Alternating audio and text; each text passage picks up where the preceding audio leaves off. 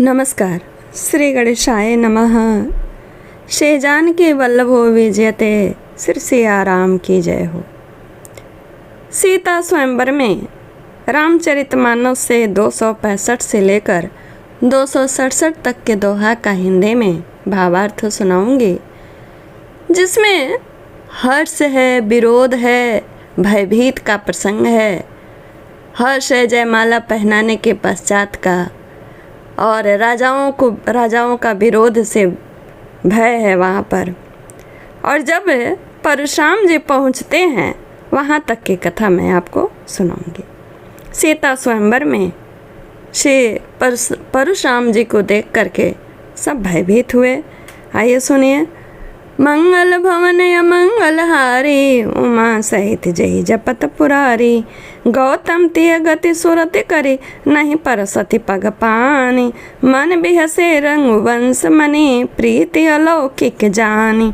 गौतम जी की स्त्री अहिल्या की गति का स्मरण करके सीता जी श्री राम के चरणों को हाथों से स्पर्श नहीं कर रही हैं।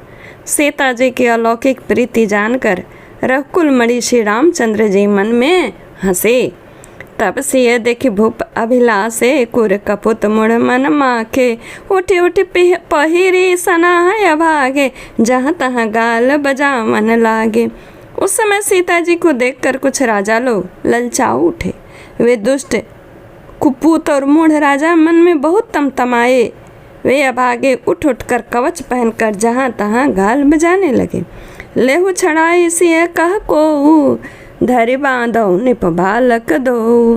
तोरे धनुष चाड़ नहीं सरई, जीवत हमहि कुंवरी को बरई। कोई कहते हैं सीता जी को छीन लो और दोनों राजकुमारों को पकड़कर बांध लो। धनुष तोड़ने से ही चाह नहीं सरेगी, चाह नहीं पूरी होगी। हमारे जीते जी राजकुमारी को कौन ब्याह के ले जाएगा। जो बै देहु कछु करे सहाई, जितहु समर सहित दो भाई। साधु भूप बोले सुनि बानी, राज समाज लाज लजानी। उसी में कुछ साधु राजा थे, वो उनका विरोध करते हैं। यदि जनक कुछ सहायता करते युद्ध में, दोनों भाइयों सहित उसे भी जीत लो। ये वचन सुनकर राजा बोल रहे हैं कि जनक की ही सहायता करेंगे। तो जो साधु राजा थे उन्होंने कहा, राज समाज को देखकर जो विरोध करके जीतने की बात कर रहे हैं, कहते हैं तुमको देखकर कि लाज भी लजा गई है। तुम लोग के निर्लज्जता से निर्लज्जता भी लजा गई है। बल प्रताप वीरता बढ़ाई, नाक पिना कई संग सिधाई। सोई सुरता की अब कहूँ पाई, अस बुद्धि तो विधि मुँह मसिलाई। अरे तुम्हारा बल प्रताप वीरता बड़ाई और नाक प्रतिष्ठा तो धनुष के साथ ही चली गई। वही वीरता थी, अब कहीं से मिली है। वही वीरता है ना जो तुम लोग धनुष नहीं उठा पाए। ऐसी दुष्ट बुद्धि है, तभी तो विधाता ने तुम्हारे मुखों पर कालिख लगा दी। मंगल भवन अमंगल हारी, उमा सहित जय जपत पुरारी। देखौ राम ही नयन भरित जीर मधु को। लखन रोष पावक प्रबल जानि सलभ जनि हो। ईर्ष्या घमंड और क्रोध छोड़कर नेत्र भरकर राम जी की छवि को देख लो। लक्ष्मण के क्रोध को प्रबल अग्नि जानकर उसमें तुम लोग जलने के लिए पतंगी मत बनो। बैन ते बल जिम चह कागू, जिम ससु चाहे नाग करे भागू। अरे भागू जिम ससु चाहे नाग अरे भागू। जिम चाह कुशल अकारन को ही, सब संपदा चाहे शिव द्रोही। कहते हैं वे साधु राजा कि जैसे गरुड़ का भाग कौवा चाहे, सिंह का भाग खरगोश चाहे, बिना कारण ही क्रोध करने वाला अपनी कुशल चाहे, शिव जी विरोध करने वाला सब प्रकार की संपत्ति चाहे। शिव से विरोध करने वाला लोभ लोलूप कल की रति चाहे, अकलंकता की कामी लहई। हरिपद विमुख परम गति चाह, तस तुम्हार लालच नर नाहा। लोभी लालची सुंदर कीर्ति चाहे, अकामी मनुष्य चाहे कि निष्कलंकता उसे प्राप्त हो, क्या पा सकता है? नहीं। और जैसे शहर के चरणों से विमुख मनुष्य परम गति मोक्ष चाहे पा सकता है नहीं। हे राजाओं, वैसे ही सीता के लिए तुम्हारा लालच भी व्यर्थ है। कोलाहल सुन सिय सकानी, सखिलावई गई जहरानी। राम सुभाय चले गुरु पाई, सिय सनेहु बरनत मन माही। कोलाहल सुनकर सीता जी शंकित हो गईं। तब सखियां उन्हें वहाँ से ले गईं जहाँ रानी सीता जी की माता थी। श्री रामचंद्र जी मन में सीता जी के प्रेम का बखान करते हुए स्वाभाविक चाल से गुरु जी के पास चले। रानिन सहित सोच बस सिया, अबधो विदेही का करनिया। भूप बचन सुनी तू तत कहीं, लखन राम डर बोले न सकहीं। रानियों सहित सीता जी दुष्ट राजाओं के दुर्वचन सुनकर सोच के वश हैं कि न जाने अब विधाता क्या करने वाले हैं। राजाओं के वचन सुनकर लक्ष्मण इधर उधर ताकते हैं, किंतु श्री रामचंद्र जी के डर से कुछ बोल नहीं सकते। मंगल भवन अमंगलहारी, उमा सहित जय चपत जपत पुरारी।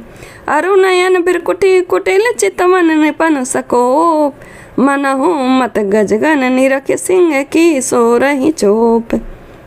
उनके नेत्र लाल और भवें टेढ़ी हो गईं और क्रोध से राजाओं की ओर देखने लगे, मानो मतवाले हाथियों को झुंड को देखकर सिंह के बच्चे को जोश आ गया हो।